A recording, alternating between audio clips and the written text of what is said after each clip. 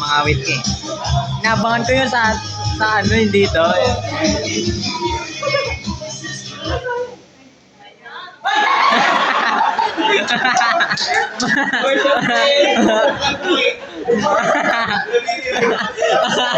May shock factor ah. Jump scare.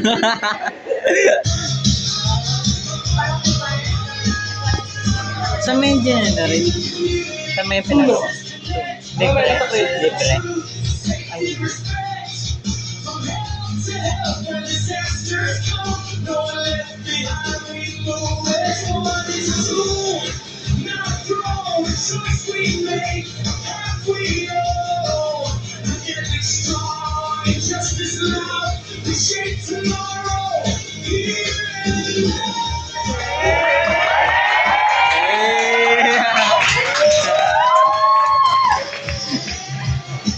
Lalaking lalaki dyan eh, no?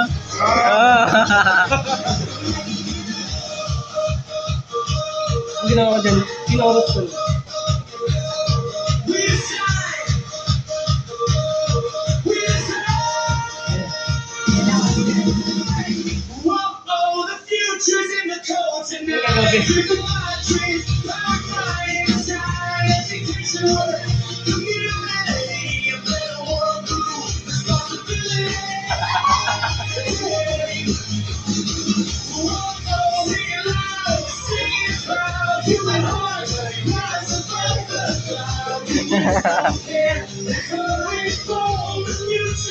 Salamat sa video ah, nagamit ko din.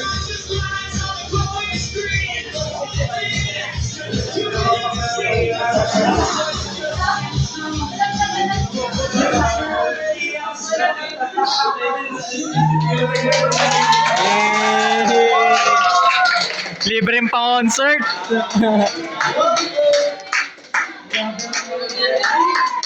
What a perfect way to end off the video. Yay!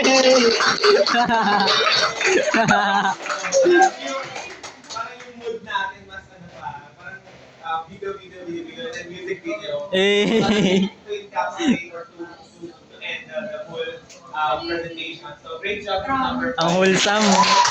Ang ganda nung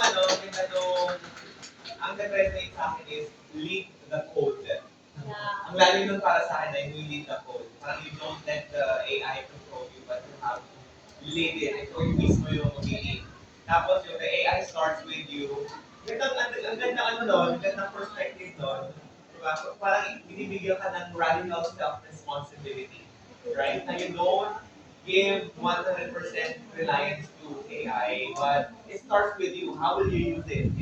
It is giving you sense of responsibility, sense of accountability in using AI. Tsaka ang galing ng drummer. Isa. Ay, nakakakita ng drums na gamit yung lab. Binti ano lang eh. AI generated the music. Sabi ko kasi sa kanya, sir, magkano kayo, palo ka lang ng palo, ah. Oo, gusto ko na dito. Makaroling na tayo. Pero ang galing. I mean, in character kayo, I could see that you're just enjoying what you're doing. Tapos nakuha pa yung video ko sa isang team. Opo, sir. Ang daming sneak peek, sir. Sabi ko parang may planting na sa dulo nito, merong pangyayaring ang galing. Ano ginamit yung AI doon na-upload? Yung Suno. Suno. Ang galing talaga rin ng Suno. Pero ang gusto ko yung highlight is you made it, yes, you use Suno, but you made it your own. Okay? Nagiging composition. Yeah, you made it your own in the sense na kahit may mas compose ko pa yan kay Suno, what I'm trying to say is, you've given us an entertaining kind of presentation na highlight din yung skill ninyo in terms of creating video, in terms of, parang kung nag-create kayo ng music video, na hindi lang siya, na nag-highlight din yung human element ninyo. Di ba? So, great job! Habang may sabihin sa nabanggit ko na ba? Sorry na. Just let me know. God na lang din po, sir. Kasi sa panahon kasi nga, di ba, papunta na din po tayo sa AI something. So, ang naisip ko kasi habang kino-compose ko yung videos is kung paano natin gagamitin and paano tayo magiging responsable as user ng AI. So, dapat, Uy, sakto. so, hindi dapat tayo matakot kung ano yung magiging, in the future, kung ano yung magiging kasama ng AI. But, true responsibility na as a human being. Thank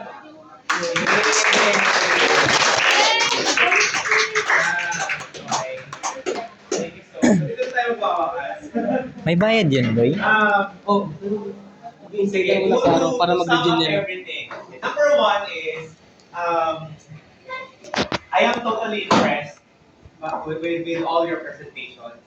So, congratulations for having or creating wonderful videos. Hindi ko alam kung pwede ko lang siya nilagay, pero I just feel that each video na napanood ko kanina deserves a platform na grade for the video, for the final output.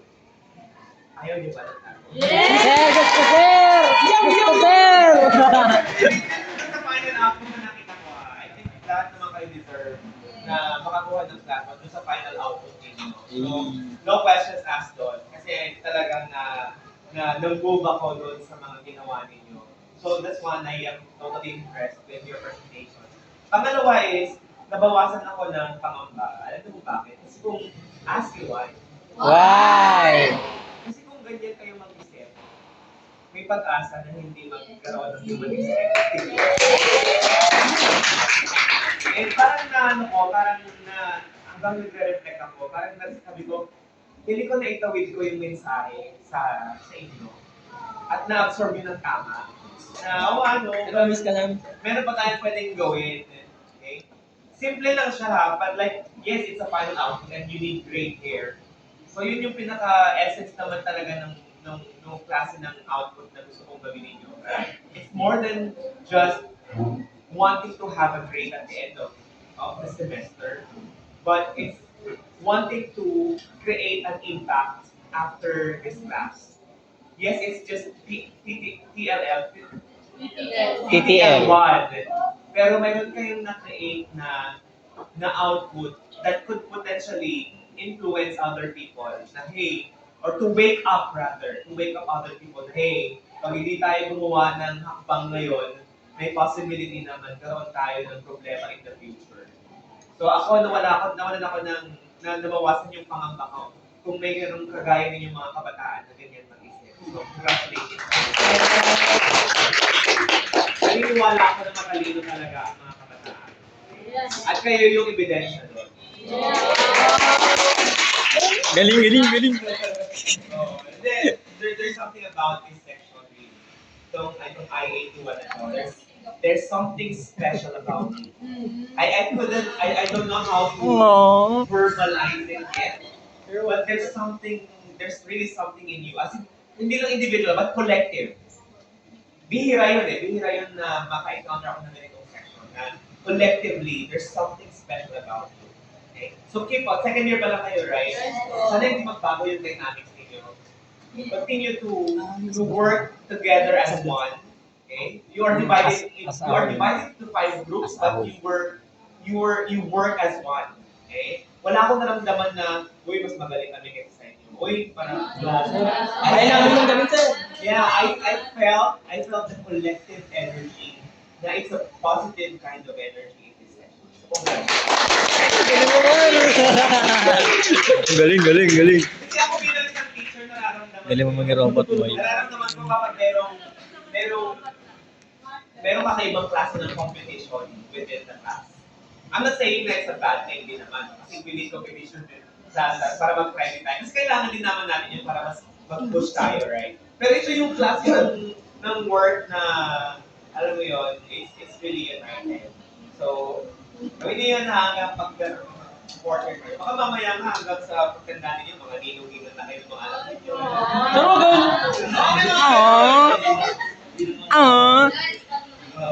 Nong. Ninong. Sa buhay natin, there are friends Ay, ninang. for a reason. Nag-meet mo lang siya because may rason pa. So, nag-meet Tapos after 1 day, 2 days, 3 days, or 1 week, wala na. Kasi nga, nilip ko na siya for a reason. Meron din tayong mga friends for a season.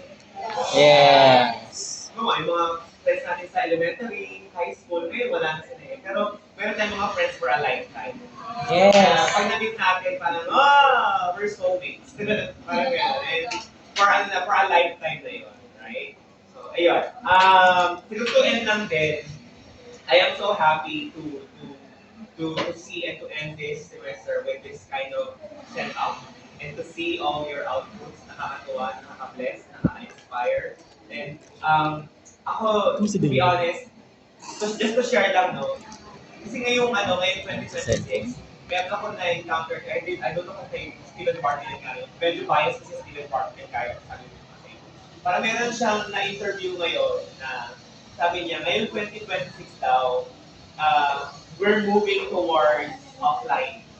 Na ang pagiging offline is the trend na. Magiging trend na yung pagiging offline. Na parang yun yung magiging thing this 2026. Bakit? Ask me why. Why? Kasi according to research studies ngayon, a lot of people ay medyo umay na sa online.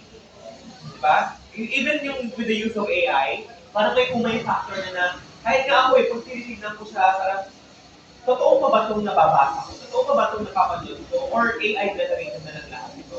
Totoo ang tao pa rin ito? Or AI na lang siya? Right? So with that kind of mindset, meron ng mga movement ngayon na gearing towards going back to offline. Halimbawa, book club. So, isa community na tara punta tayo sa isang lugar, dala kayo ng libro ninyo, at nandun lang tayo, magbabasa lang tayo. No gadgets at all. Right? Or, say for example, movement of digital detoxification. You detox yourself from technology. So, kaya siya nag-resonate sa akin. Alam niyo kung bakit? Ask me why. Why? Nag-resonate siya sa akin kasi parang it's very aligned sa life thing ko ngayong 2026. Now, for those of you who's not familiar about life thing, and for those who are not aware of me having a life thing, every year, kasi I'm on my 13th year of creating a life thing every year. So, bawat taon, nag-create ako ng life thing na parang yun yung naging anchor ko, yun yung naging direction ko for that particular year. It started from 2014. Kasi 2013, I was diagnosed with generalized Bluetooth disconnected. Yes, thank you.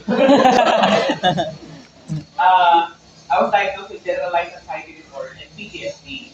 So gusto ko na parang the following year, the coming years, gusto ko na mas maging intentional, mas maging purposeful yung aking pamumuhay.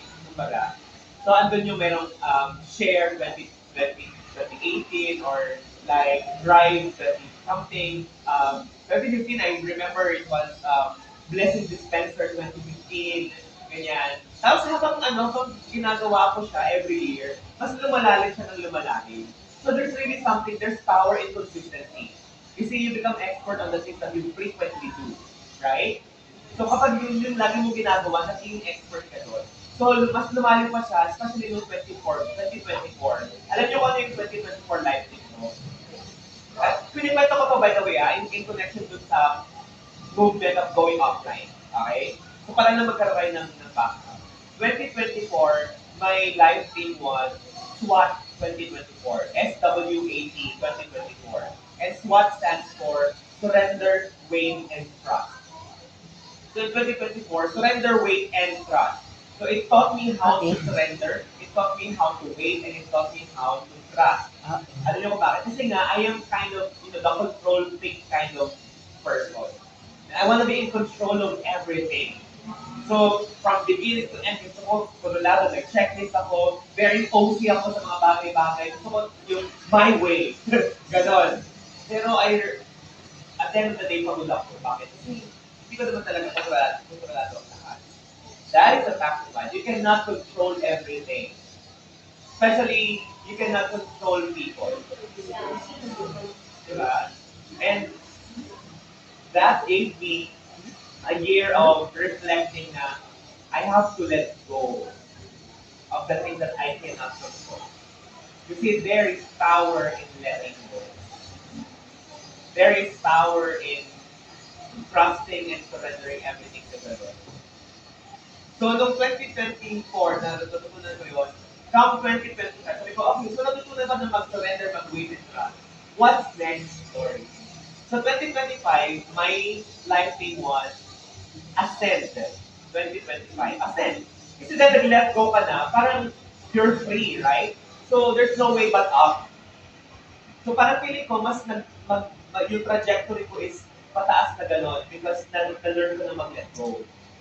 And true enough, alam niyo ba, na talaga, kasi talagang yung intention mo, pag nag-set ka ng intention na this year ascend ako, grabe nagulat din ako in terms of achievements, in terms of milestones, in terms of, say for example, may milestone ako na 2 beses ako nanalo na, tawag dito, isang prestigious na award sa isang program na sinalihan ko, okay? Meron dalawang season nakapagpunto ko ng 2 champion. So parang, I was able to elevate others and elevate also my skill, my competencies and all that stuff.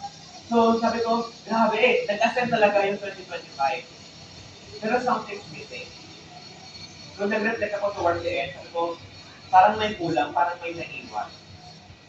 At alam niyo kung ano yun? Ano? Ask me what? What? Parang na-sacrifice ko, parang my family and myself. Alam mo yung nagtrabaho ko, gustusan, napagod ako, pero nakalimutan ko yung sarili ko, nakalimutan ko yung family ko. And it's a wake-up call para sa akin. So, noong 2026, ngayon ko rin nag-go 2024, tapos na pala. Baka pala 2035. My life thing now is Presence 2026. I don't know kung nakita niyo yung sa profile picture ko ngayon. Kasi every year that, at the start of the year, I change my profile picture. Para at the start of the year, nare-remind ako of my life theme. So Presence 2026, I want to become present in terms of my presence. I want to be present with God, I want to be present with myself, and I want to be present with other people, especially my family. Not just my family, but other people as well. So, I want to be felt. I want to pause. I want to engage, and I want to be felt. Di ba tipo kapag kinausap mo ako ngayong 2026, maramdaman mo yung presensya ko, maramdaman mo that you are seen, that you are heard, that you are valued, that you are understood. Gusto ko yung ganon. So, paano ko siya magagawa? Okay? One example is, this year I have what I call Sacred Saturday. Ito na yun. Papunta na dun sa Try ko ipapasang. offline, no? Sacred Saturday. Try ko ipasang. Now, i-designate ko yung Saturday ko as sacred. Because I want to have digital detoxification every Saturday. Okay? So, mayroon ako digital detoxification every Saturday. Although, gradual ko lang siyang gagawin kasi hindi ko pwede gawin na abrupt. Kasi baka magulat yung body ko. Okay? So, meron akong limit like up to 6 p.m. Kasi may mga meetings din ako na up to 6 p.m. Ay, 6 p.m. onwards. So, from 10 p.m. or 11 p.m. na Friday hanggang 6 p.m. the next day, 0 gadgets, 0 social media. Ganun yung ginagawa ko. Alam niyo ba, kwento ko lang, first day na ginawa ko yun. So, ang gagawin ko lang, meron akong journal. Nagsusulat lang ako all throughout the day. Okay? Meron pag stillness day siya, so, Word of God, and then reflect, emotion, and gano'n.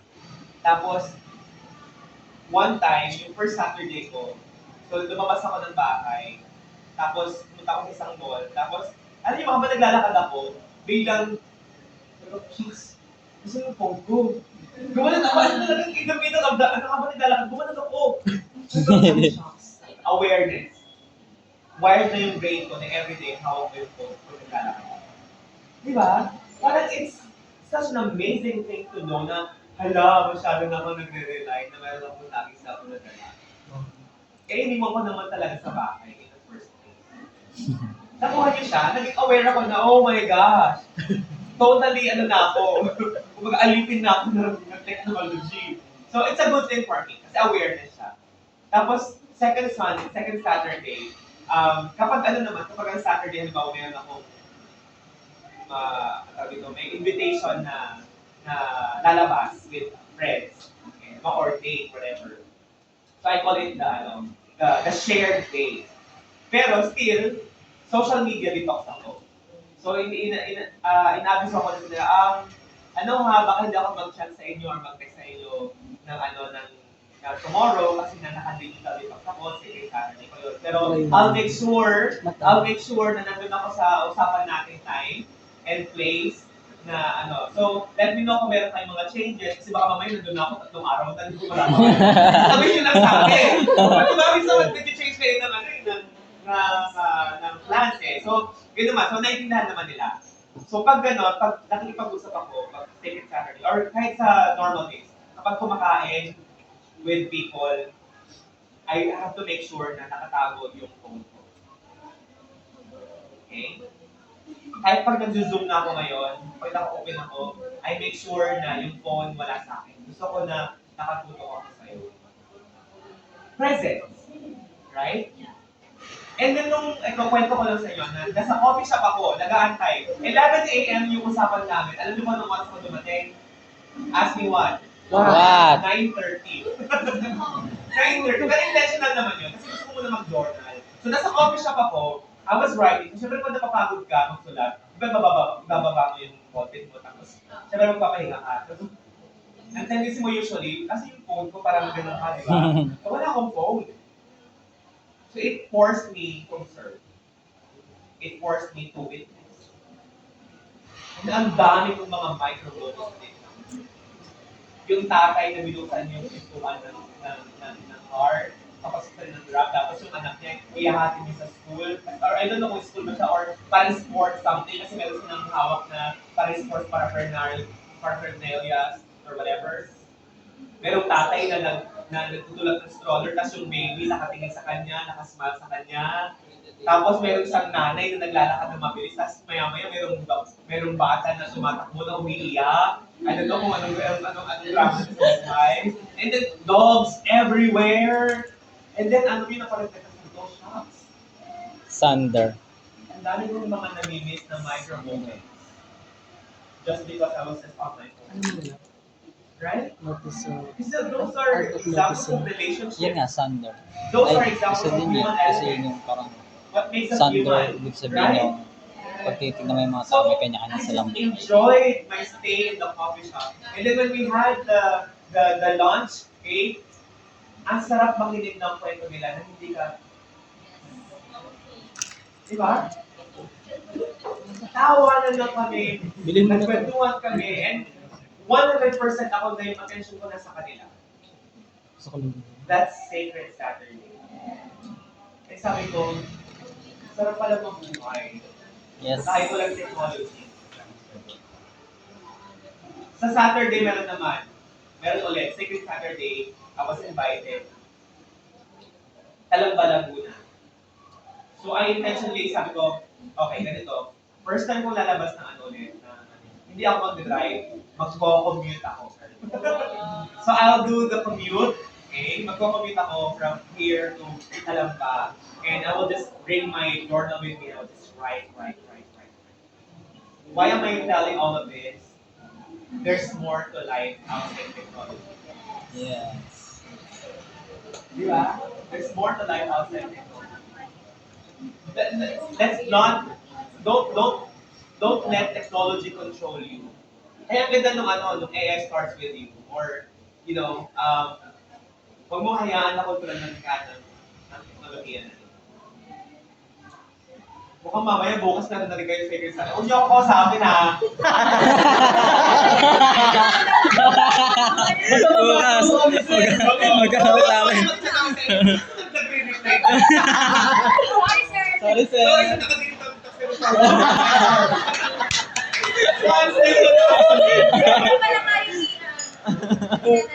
Meron. Pero gawin niyo yun. Like, last night, we celebrated the birthday of my mother and yung asawa ng kapatid ko. So, ang ginawa ko ay, usually ganun din eh. Pag, di ba pag sa gathering, di ba, may mga phone, ganyan. Sama kumakain ko, yung minsan, I'm not here to judge you Kasi ako rin naging ganun eh. Ganun ngayon, nasa state na ako. Siguro dahil quarantine na ako. Parang iba na yung ng buhay ko ngayon. So, ang ginawa ko is, I intend